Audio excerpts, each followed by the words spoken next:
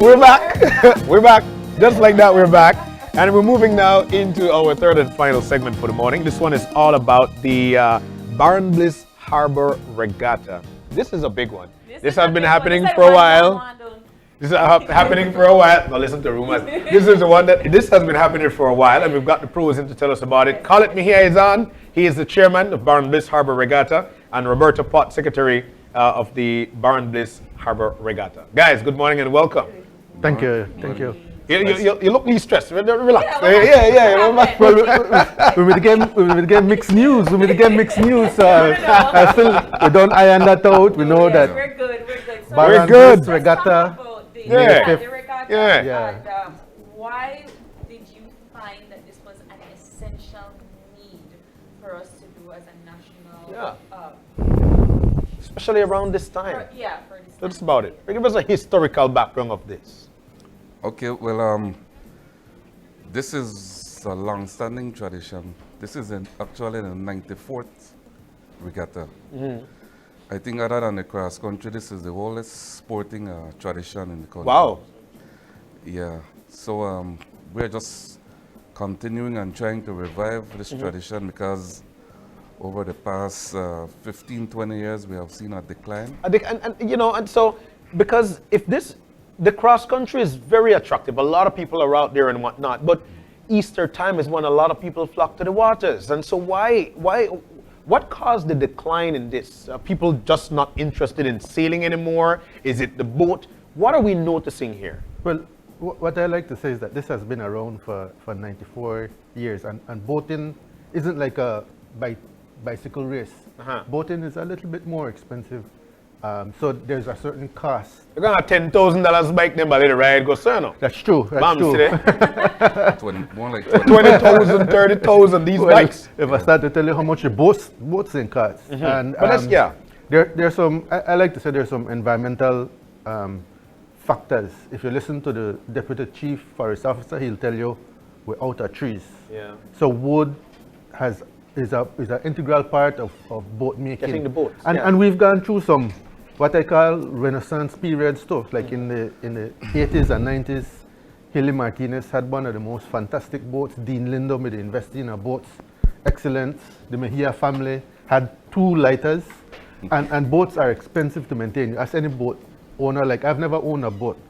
Because it's a lot of maintenance. And if it's wood, that's like a specialty item. So if the cost of doing business has gone up, then you have to find new ways of being sustainable. And one of the ways we did that is that we supported the investment in youth sailing. And when we came down to small boats that we imported, of course, it's imported, so that's not sustainable, but it was a way to inject energy into the sailing community.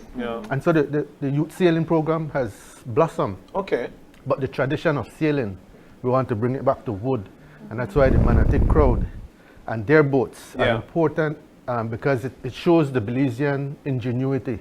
We take what local materials we have, we put a sail on it, and we sail from Belize City to Manatee and come back. And so that's what we want to preserve because it's also a part of the Belize city culture. We had fantastic shipwrights all across Belize City, especially on the south side, Belize City, Yabra area, Port. We had like fantastic people who built boats.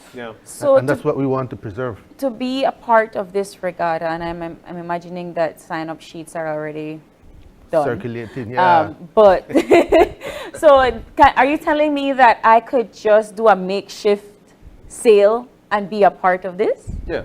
What's the criteria? What's the criteria? Well, this year we have 4 categories. Okay. So I don't think you could just do a makeshift. I think about, the raft and then the sail, and that's what I'm thinking about. But we do encourage fun sailing. Okay. You don't have to be a part of the races. You could just bring your boat out. If you have a sailboat and you want to enjoy a day out on the water, just bring it out on Sunday and you're welcome to come and sail. But the 4 categories will be the lasers, which is the Olympic class, which is where we're trying to go. And the optimist is the entry, the kids. And then we have the traditional dories that we're trying to revive. These are the sailing dories from Gales Point.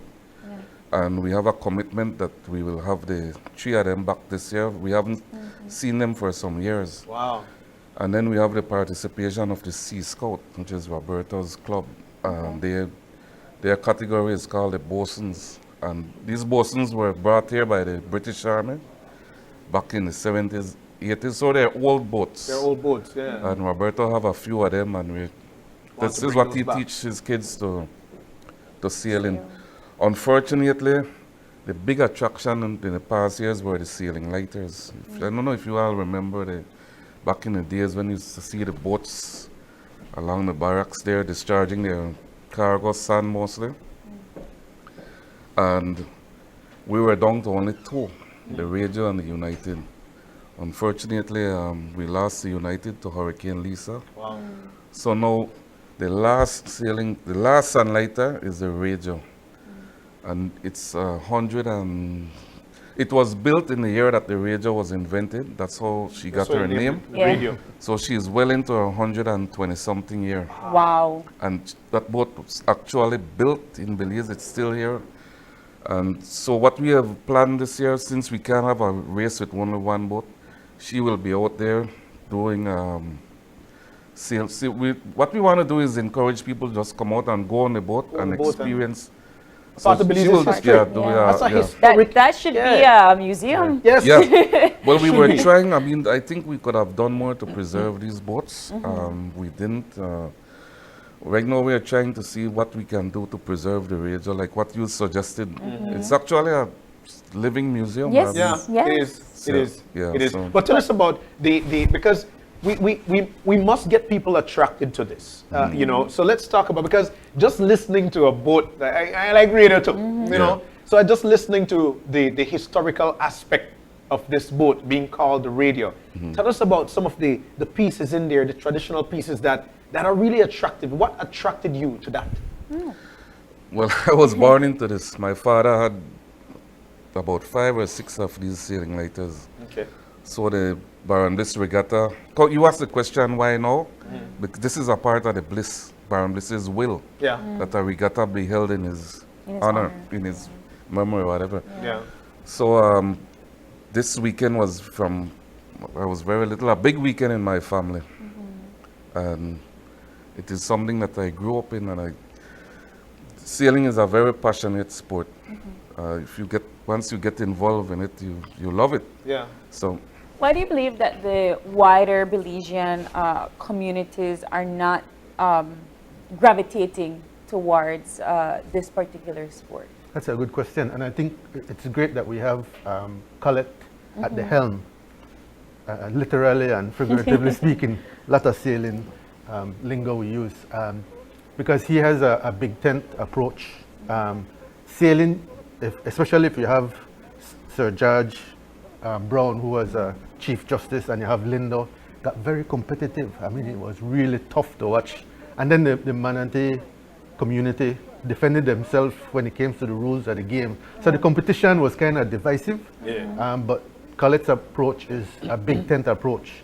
And there has been the tradition. You could patch up your boat, as the Sea Scouts do sometimes, and come sail. We had an all-comers race. No matter which boat you had, you bring it out, we have a race with everybody. And it wasn't a matter of who won, it was just an opportunity to bring the community together and share the passion, because like him, I grew up in sailing. We are a sailing coastal communities. Yeah. We just like coming together and sharing stories and telling the biggest stories that we could tell. And So, yeah. if I may interject, one of the biggest complaints we have had over the years is, like, maybe people like yourselves, if you go out there to watch the races, all you see is boats out on the water going around. We don't really understand I've what's seen happening. People, that's I've the biggest, seen it, Right. Yeah, yes. people complain that they don't know what is happening. So what we have done, we try to bring the races as close as possible to the shoreline. So people can be along the shoreline, and so we set up a triangular course where the start and the finish is right along the shoreline, and we will set it up so close you will actually be able to cheer on your favorite sailor, Yeah. and it would be at Buttonwood Bay Park. Ah. So we are Yeah. encouraging the general public fans, families to come out. We're encouraging you to come and do a tailgate. Bring out your grill. Bring out your vehicle. Bring out your ice box. Yeah. Just and cheer on the kids, because a lot of these sailors are kids. Okay. Wow. And this is one of the way we want to get people, fans involved, to bring to, because to get it to be a spectator sport, it's kind of difficult. Yeah. Because it has to go out in the deep water, but we want to Right, put the start and right. finish as close to the shore as possible. And I You think need simply like a because- drone to yeah. oversee and an announcer to kind of tell the public you- what's you going still on. have Probably to- going, Yeah. I get Yeah. them. Yeah, I get there. But it's simply because people might not understand, but the attraction behind sailing is definitely you. In order for you to love it, you must understand it. You must want to do it. You must become passionate about it. Exactly where you guys are at this point, and that's why your children now are in it. How many teams have signed up so far, and how big do we expect this one to be? Well, we are in the revival stages.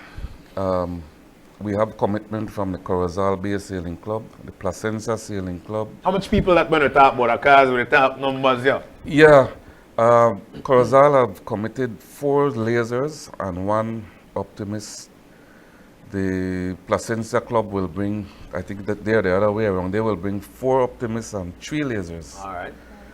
Then we have the sailing dories coming from Gales Point, 3 of them. And then we have the bosuns.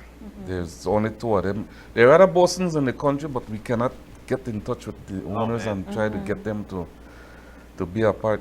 We also have a verbal commitment from the Kikaka Sailing Club, and we're hoping that they come, because we want to encourage everybody to come on and out. Yeah. Yeah. And because this is how we will grow it back. You know, we need participation. And you said that the sailors are predominantly kids, right? But is there an age category or something like that? I think 8 years old we start them off, Roberto. Okay. And those will be what the optimists. Wow. The optimists, Optimist. 8 to Okay, yeah. 14. Okay. Then they graduate to the lasers, which is the Olympic class, which is where we're trying to get. When we say lasers, are we talking a specific type of boat, or we're just talking age range here? No. Like for instance, that's on the That's screen. right. That's an optimist. That's an optimist. Yeah, Right? it's All right, I wish we could get one single of hand. these out there. Yeah. The lasers are also single hand, but they're longer, they're bigger, they have bigger sails. And when we say single hand, do we mean one person, One one person, there? yeah. Ah. How long do these matches last? Like what's the route and how what's the timing that they have Yeah. to be able to Okay, make? it's a triangular course. Yes. Each leg is 1 mile. So the course is 3 miles. miles. And these kids, they do it really fast. As a matter of fact, for the lasers and the optimists, they do 5 races. So there's a scoring system. So you get to drop your worst scores. So you keep your 4 best scores. And that's how we determine who is the champion of the day. Wonderful. So drop your best, drop your worst Your score. worst score, yeah. It remind me like high jump, long jump. You know, you drop your worst score and keep the tough one. So this Sunday at 9 a.m. by the Buttonwood. 9 a.m. is the first race, but, Okay. and we have a race starting every half hour. Okay.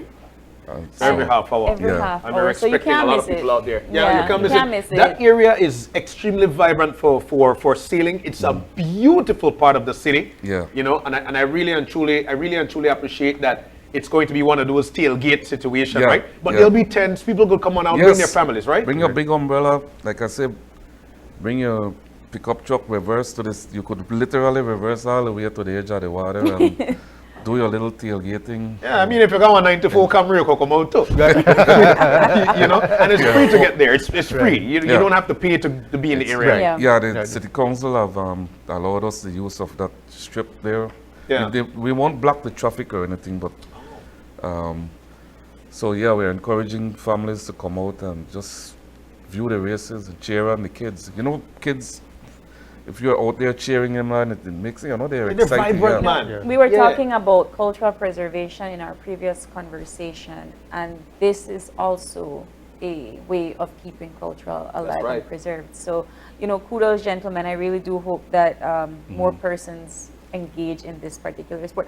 I can't sail, but I will be a wonderful spectator. It's easy I to will learn. watch. Yeah. You could learn in 2 days. Best spectator. Yeah. Best spectator. And what about the weather situation? Let's talk about that because look, you know, if there's a small craft caution, Yeah. then Right. what do we Then do? the small Or how do we get Well, this well done maybe here? to reassure you, we are collaborating with the Belize Coast Guard, the Belize Port Authority. Okay. So safety is our primary concern. Okay. Before they even touch the water, all the sailors know you have a life jacket. Life Even vest. if you don't know how to sail or don't know how to swim, we have sailors who don't know how to swim simply because they have on a life jacket, and we've never had an incident, knock on wood, right? Yeah. I'm fine, so. But the winds are between 9 and 13 knots Yeah, max. yeah. And so we expect like between 9 and 10. Anything less than 7, 8, our sailors will complain because even the young kids are like, Because it goes I want to go fast." fast. Yeah. Yeah, you're slowing me down. Oh, wow. So it should be a very nice day, mostly sunny. Yeah, and that's the expectation, especially around this time of the at this time of the year. It's a beautiful time to be a part of the regatta. Yeah. So it starts at 9. What time do we finish?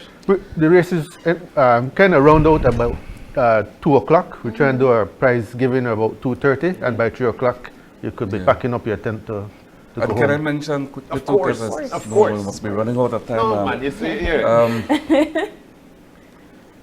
What we have started to do is honor our past sailors, older folks. This year we'll be honoring Sir Colville Young, Mr. Wally Brown, and posthumously Mr. Teddy Bliss for their contributions to sailing over the years. And we do it, there's a ceremony that starts after, around 3, and it will be at Smokey's restaurant along the seashore. That's the race headquarters. And so around that time, we give the prizes out to the kids. We honor our, our past, there's the people who have contributed to sailing over the years, and then we have refreshments for everyone who is there. So, So if I go sail and I win, if I go sail and I win, where I get?